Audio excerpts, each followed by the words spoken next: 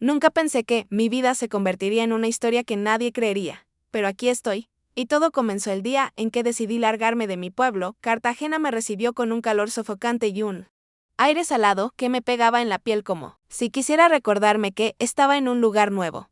Un nuevo comienzo. Eso era lo que quería, huir de mi vida monótona, de los mismos rostros. Del pueblo, donde cada esquina me recordaba que no estaba viviendo la vida que soñaba. Llegué con poco dinero y muchas expectativas.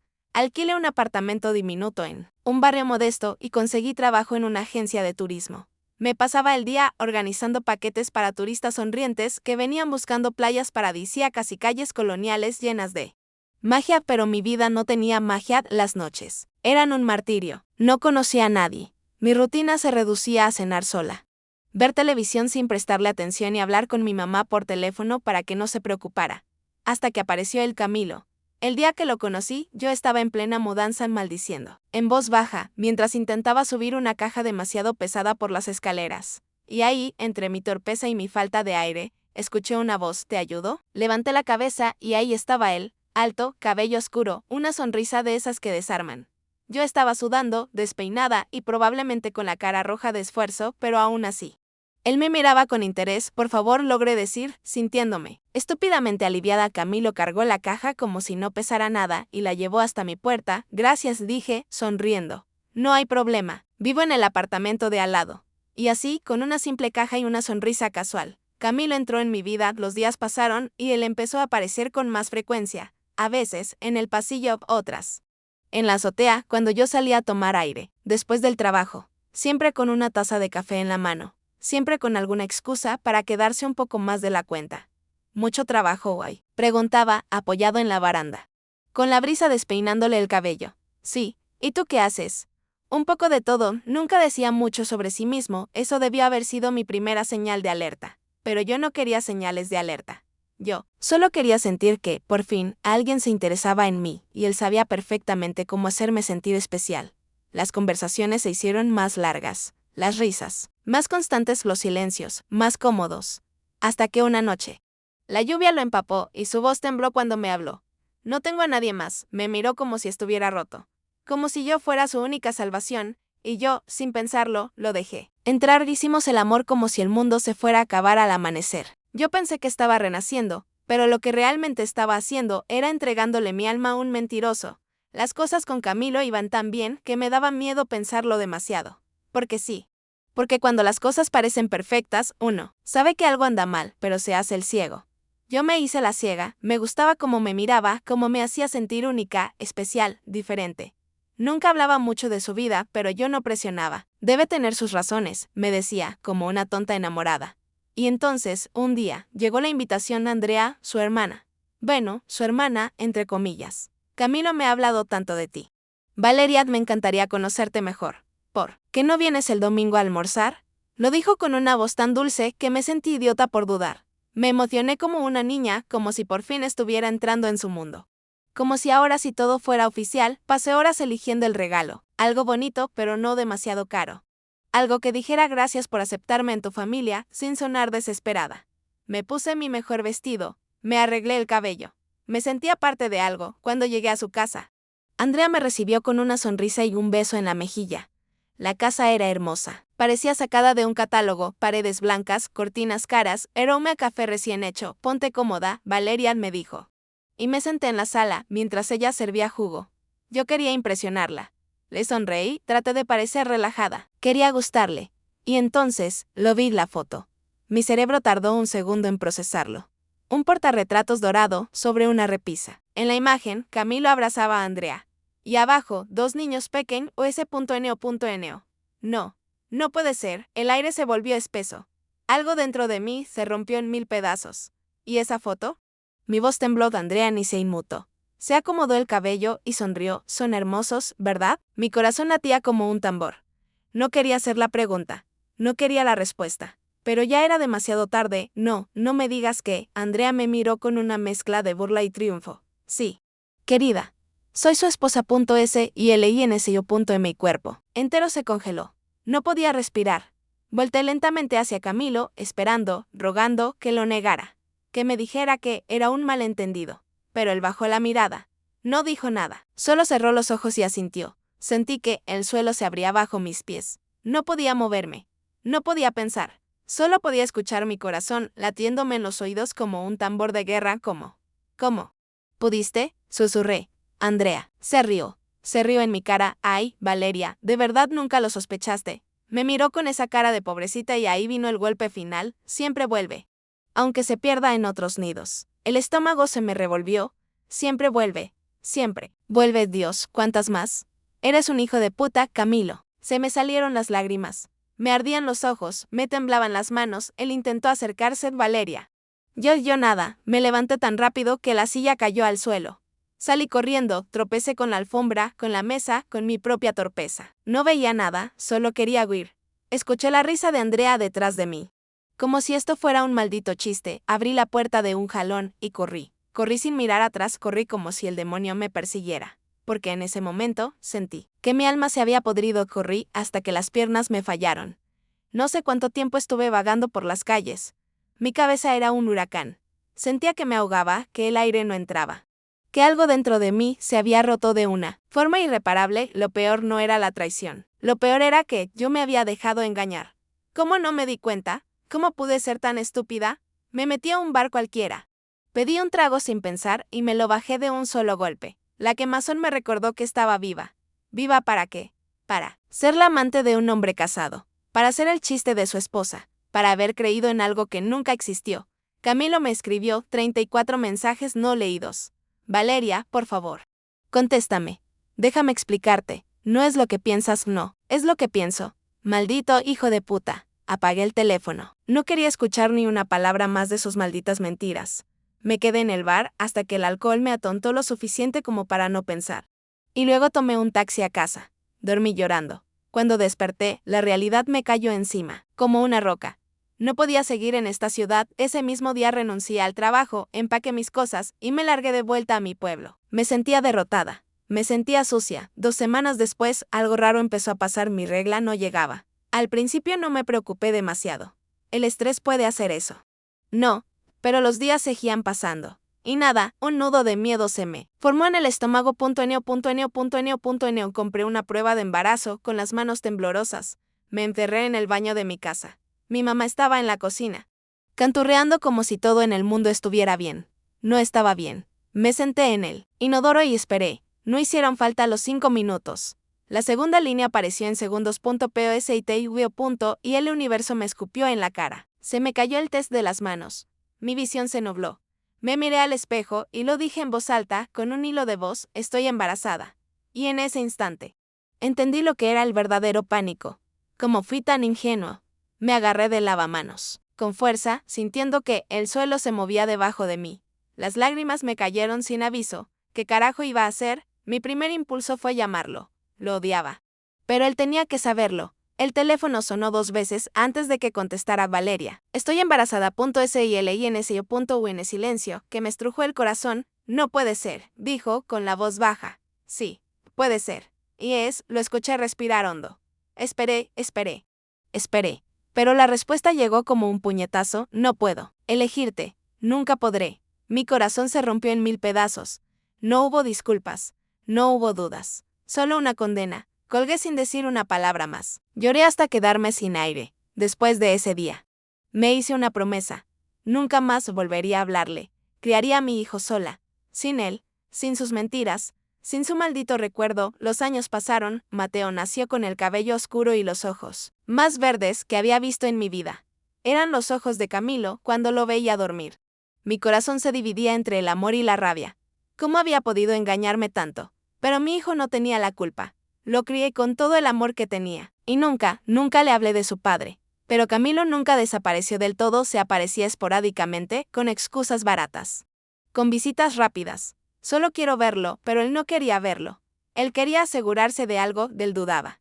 Y, entonces, lo hizo. Un día, sin que yo lo supiera, Camilo fue al jardín de infancia. Le habló a Mateo con dulzura. Ven, hijo, vamos a jugar a un lugar especial. Mateo, con su inocencia de 4 años, lo siguió sin preguntas. Camilo lo llevó a una clínica. Le sacaron una muestra de ADN sin que nadie lo supiera. Lo regresó al jardín y esperó 72 horas. Ese fue el tiempo que esperó Camilo con los nervios destruyéndolo por dentro. El sobre llegó, lo abrió con manos temblorosas, y entonces el infierno se desató, 0% compatibilidad. Su cabeza no lo procesaba. ¿Qué? ¿Cómo? ¿Como mierda no era su hijo? La furia lo consumió. Rompió todo en su habitación del hotel, destrozó la lámpara, golpeó la pared hasta sangrarse los nudillos. Los gritos eran de un animal herido. Me engañó. Me cagó la vida. Entonces tomó una decisión. Esa misma tarde me fue a buscar. Yo estaba en mi trabajo. Cuando lo vi entrar, mi sangre se congeló. No era Camilo, era un hombre furioso, desencajado, con la mirada de un loco. Maldita, gritó. Frente a todos, me hiciste creer que Mateo era mío. Mis compañeros se quedaron en shock. Yo solo atiné a abrazar a Mateo y retroceder. ¿Cómo pudiste hacerme esto? Me arruinaste. Me temblaban las manos. Sentí que el mundo se desmoronaba. Mientes. Grité con la voz quebrada. Esa prueba está mal. Agarré a mi hijo y corrí. Y mientras huía, una pregunta me devoró el alma. ¿Y si Camilo no era el único engañado? Capítulo 6. La duda que devora. Cerré la puerta de casa con el corazón a punto de estallar. Mateo lloraba en mis brazos, aterrado por lo que acababa de pasar. Yo temblaba. El aire me faltaba. Tranquilo. Mi amor, tranquilo, pero ni siquiera yo podía tranquilizarme. ¿Cómo carajos había pasado esto? Me senté en el suelo, abrazando a mi hijo, con la cabeza hecha un torbellino. Camilo tenía un resultado de ADN que decía que él no era el padre. ¿Y si la prueba estaba mal? ¿Y si Mateo no era hijo suyo? ¿Y si ni siquiera era mío? El pensamiento fue como un balde de agua. Helada. No. Eso era imposible, ¿verdad? Pero la idea se quedó ahí, en mi mente, como un insecto que se retuerce y no muere. ¿Y si algo pasó en el hospital? Esa noche, mientras Mateo dormía, me metí a internet. Errores en pruebas de ADN, cambios de bebés en hospitales, historias de mujeres que criaron hijos que no eran suyos. Mi estómago se encogió con cada historia que leía. Madres que descubrieron, años después, que les habían cambiado el bebé al nacer. Mujeres que confiaron ciegamente en que su hijo era suyo, hasta que un papel les dijo lo contrario. Me miré en el espejo. Mis ojos hinchados. Mi rostro cansado. No puedo permitir que esta duda me mate. Al día siguiente, tomé una decisión. Me haría la prueba de ADN. No con Camilo. Conmigo. Porque si ese resultado salía mal, yo también había sido engañada. Me presenté en la clínica, con el corazón en la garganta. Quiero hacerme una prueba de ADN con mi hijo, le dije a la recepcionista. Ella me miró sin sorpresa, como si estuviera acostumbrada a este tipo de casos. Tomé asiento. En unos minutos la llamamos. Esos minutos fueron una tortura. Mateo, ajeno a todo, jugaba con su muñeco de acción. Tarareando una canción. Yo lo miraba y sentía el estómago revuelto. ¿Qué haría si el resultado decía que él no era mío? No podía ni imaginarlo.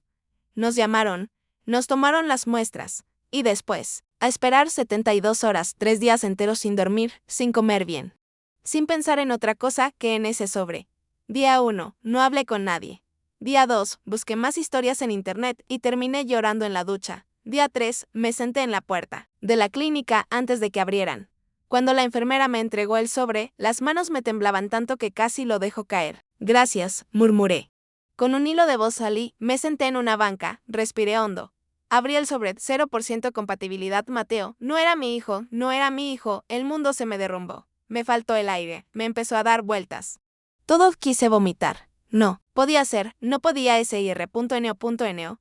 No era un error, tenía que ser un error. Agarré mi teléfono y llamé a la clínica, con el sobre arrugado en mi mano. Se equivocaron, logré decir, con la voz temblorosa. Esto está mal. La recepcionista dudó un segundo. Señora, nuestros procesos son muy precisos. No, grité, es un error.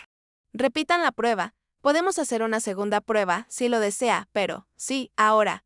Regresé a la clínica con Mateo en brazos. Me hicieron otra prueba, esperé otras 72 horas. Resultado, 0%. Mateo no era mi hijo, y mi mundo colapsó. No sé cuánto tiempo pasé en shock. Días. Tal vez solo recuerdo que me desperté en la cama con la sensación de que no podía seguir respirando. Mateo estaba en la sala, viendo caricaturas, ajeno a todo, y entonces lo supe. Tenía que ir al hospital donde había nacido. Fui con los documentos en la mano. Quiero revisar los registros de mi parto, le dije a la recepcionista. Ella me miró con cara de pocos amigos. Señora, esos archivos son privados. Es mi hijo, grité, necesito esa información. Un doctor salió al escucharme y me hizo pasar a una oficina. Señora, cálmese, ¿qué está pasando? Saqué el sobre y se lo lancé a la mesa. Este niño no es mío. El doctor se quedó helado. Yo solo lo miré fijamente. ¿Qué pasó en ese hospital el día que nació mi hijo? Pasaron 3 semanas desde que removí cielo y tierra para obtener respuestas. El hospital tardó en revisar los registros. Yo no dormía. Mi madre me decía que estaba exagerando, pero no, algo pasó, y entonces, un día, me llegó una carta del hospital. La abrí con los dedos temblorosos. Lamentamos informarle que, debido a un error en la identificación de los recién nacidos en la fecha de nacimiento de su hijo, existe la posibilidad de que su bebé haya sido cambiado al momento del alta médica. Dejé caer la carta al suelo. No, era un error de LAN, no era un engaño de Camilo o Mateo, no era mi hijo, porque alguien me lo había cambiado en el hospital. Las piernas me fallaron. No sabía si llorar, gritar o morirme ahí mismo, y entonces supe lo que tenía que hacer. Tenía que encontrar a mi verdadero hijo. Capítulo 10. El niño perdido. Las palabras de la carta se repetían en mi cabeza como un maldito eco. Su bebé pudo haber sido cambiado. Al momento del alta médica, sentí un vacío en el estómago, una náusea que no me dejaba respirar. Me robaron a mi hijo. ¿Dónde estaba?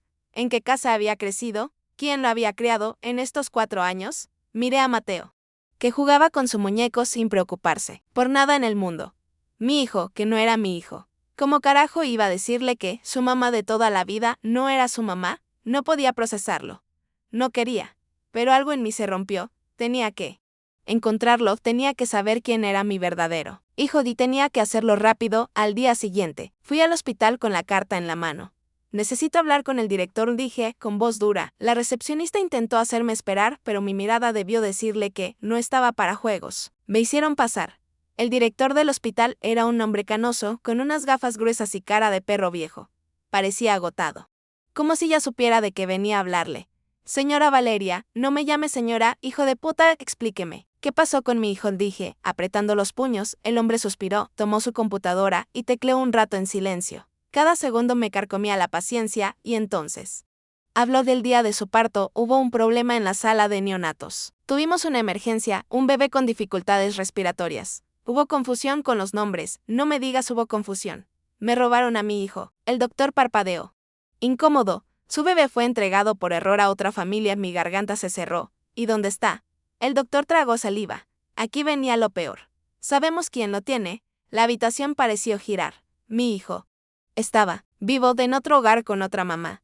Lejos de mí. Quiero verlo, le exigí. El doctor se removió en su silla. No es tan sencillo, señora Valeria. No podemos llegar y decirles que han criado al hijo equivocado. Hay que hacer pruebas. Procesos legales. Me puse de pie de golpe. No me importa una mierda su proceso legal. Ese niño es mío. El doctor se quedó en silencio. Y entonces me dio un nombre que cambió todo. Mariene Torres era la mujer que había criado a mi hijo. La mujer que tenía en sus brazos al niño que yo había dado a luz. Tenía que verla. Pasé la noche en vela, con la mente a mil. ¿Cómo era Mariana? Era buena madre. Cuidaba bien de mi hijo. Al día siguiente, con el corazón hecho un desastre, tomé un taxi hasta la dirección que me habían dado. Era un barrio tranquilo. Casas sencillas. Niños jugando en la calle, ropa colgada en los balcones. Bajé del taxi con el estómago revuelto. No sabía cómo iba a reaccionar cuando la viera. El timbre. Mi corazón se detuvo cuando la puerta se abrió. Mariene era joven, quizá de mi edad. Tenía cara amable, pero cansada, de esas mujeres que han luchado mucho en la vida. Y entonces, lo vi, el niño, mi hijo, cabello castaño, ojos oscuros y mi sonrisa. Sentí que el alma se me desprendía del cuerpo. Lo amaba sin siquiera conocerlo. Era mío. Y estaba en brazos de otra mujer. Mariene me miró con curiosidad. ¿Puedo ayudarte en algo? Intenté hablar, pero no me salía la voz. ¿Qué iba a decirle? Hola, criaste a mi hijo por error. Ahora vengo a llevármelo. No, no podía soltarlo así. Soy Valeria, tragué saliva, quisiera hablar contigo. Ella frunció el ceño. ¿Sobre qué? Respiré hondo. Sobre tu hijo. Su cara cambió. Un destello de miedo cruzó sus ojos. Lo sabía. Ella también tenía dudas. Mariene me dejó pasar. Nos sentamos en su sala. El niño jugaba en el suelo, ajeno a todo. Era tan hermoso, tan perfecto, que me dolía mirarlo. Mariene se cruzó de brazos. ¿Qué quieres decirme? Saqué la carta del hospital y la puse en la mesa. Ella la leyó. Al principio, su cara fue de incredulidad. Luego, de miedo. Y al final, de dolor. No puede ser, murmuró. Sus manos temblaban. Yo también tuve dudas, susurró. A veces miraba a mi hijo y pensaba, no se parece a mí. Mis ojos se llenaron de lágrimas. Nos los cambiaron. Mariene de ella se llevó las manos a la boca. 2 madres. 2 niños. Una verdad que lo destruía todo. Marianne me miró con el alma rota. ¿Qué hacemos? Las semanas siguientes fueron un infierno. Las pruebas de ADN confirmaron lo que ya sabíamos. Marianne era la madre biológica de Mateo, y yo era la madre biológica de su hijo. Los abogados se involucraron. Los psicólogos nos dijeron que lo mejor era hacer un proceso de transición, pero ¿cómo le dices a un niño de 4 años que su mamá no es su mamá? El día que vi a mi hijo por primera vez en la clínica de pruebas, lloré como nunca antes. Marianne también, y entonces llegó la pregunta más difícil de todas. ¿Nos los devolvemos? Mateo era mi hijo de sangre, pero el hijo de Mariana me decía: mamá. Mi corazón se partió en dos. Marianne y yo nos miramos con la misma duda reflejada en los ojos. ¿Podíamos arrancarles a los niños la única vida que habían conocido? Los días siguientes fueron un torbellino de reuniones, abogados y psicólogos que nos decían lo mismo una y otra vez. Los niños deben adaptarse lentamente. No podemos simplemente intercambiarlos. Pero, ¿cómo carajos haces eso? ¿Cómo le dices a tu hijo que ahora tiene otra madre? ¿Cómo miras al niño que criaste como si ya no fuera tuyo? Marianne y yo nos encontramos sentadas frente a frente en un café, cada una con un café frío frente a nosotras. Ninguna había dado el primer sorbo. Nos habíamos visto casi todos los días en la clínica, en el juzgado, en casa de los psicólogos, en cualquier sitio donde nos dijeran qué hacer con este desastre. Pero ninguna quería decir en voz alta lo que ambas estábamos pensando. Finalmente, Mariana fue la primera en hablar. Yo no puedo. Su voz se rompió y sus ojos se llenaron de lágrimas. No puedo sacarlo de mi vida. Yo la miré en silencio. Es mi hijo, susurró. Sé que no es mío de sangre, pero es mi hijo. Lo entendí perfectamente, porque yo sentía lo mismo por Mateo, porque si alguien venía y me decía, él no es tuyo, entrégalo, yo moriría antes de hacerlo. Yo tampoco puedo, dije, con la garganta cerrada. Nos quedamos en silencio, porque las dos sabíamos lo que eso significaba. Nos habíamos pasado semanas intentando encontrar una solución justa. Pero la justicia no tenía nada que ver con esto. No se trataba de lo que la sangre decía, se trataba del amor. Y ninguna de las dos podía dejar ir al hijo que había criado. Marianne tragó saliva. ¿Nos quedamos con ellos? No lo dijo con alegría. No lo dijo con alivio. Lo dijo con tristeza, porque lo que estábamos decidiendo era la cosa más antinatural del mundo. Porque aunque no íbamos a separarnos de los niños que creamos, también estábamos renunciando a nuestros hijos de sangre, y eso también era perder. No hubo jueces, no hubo más abogados, no hubo más tribunales decidiendo qué hacer con nuestras vidas. Solo hubo un acuerdo entre dos madres con el alma hecha pedazos. Marianne y yo decidimos quedarnos con los niños que criamos, pero no podíamos ignorarnos, no podíamos fingir que no existíamos. Así que, en lugar de separar a los niños, decidimos hacer lo contrario. Los juntamos. Marianne empezó a traer a su hijo a jugar con Mateo. Yo hacía lo mismo. Se volvieron amigos sin saber la verdad, sin saber que, en otra vida, ellos eran los que debieron haber crecido juntos. Los miraba jugar y me dolía el corazón, pero prefería eso a arrancar a Mateo de mis brazos. Prefería eso a que Mariana tuviera que vivir la pesadilla de perder a su hijo. Lo hicimos por ellos, y lo hicimos por nosotras, porque no había otra opción que no nos destruyera a todas. Pasaron los años, los niños crecieron juntos, como amigos, como familia sin saberlo. A veces me preguntaba si algún día deberían saber la verdad. A veces Mariana y yo hablábamos de eso en silencio, con la duda flotando en el aire, pero nunca lo dijimos en voz alta, nunca nos atrevimos a romper lo que habíamos construido. Nunca le dije a Mateo que él no era mi hijo de sangre. Nunca le dije a mi hijo biológico que yo era su madre. Lo dejé así porque no podía hacerles eso, porque no podía hacerme eso, porque si hay algo peor que perder un hijo, es perderlo 2 veces, y yo no sobreviviría a eso. Muchos años después, en una caja guardada en mi habitación, encontré un sobre amarillo. Mi corazón se detuvo al verlo. Era la carta del hospital, la carta que confirmaba que Mateo no era mi hijo, la carta que lo cambió todo. La tomé entre mis manos, la miré, y sin pensarlo 2 veces, la arrojé al fuego de la chimenea. La vi arder, la vi convertirse en cenizas, porque, al final del día, no importaba lo que dijera ese papel, Mateo era mi hijo. Siempre lo había sido, siempre lo sería, y yo no volvería a dudarlo nunca más. Sí, te quedaste hasta el final. Dime en los comentarios qué habrías hecho tú en mi lugar. Y si quieres más historias intensas, de esas que te hacen dudar de la realidad, suscríbete para no perderte la próxima historia.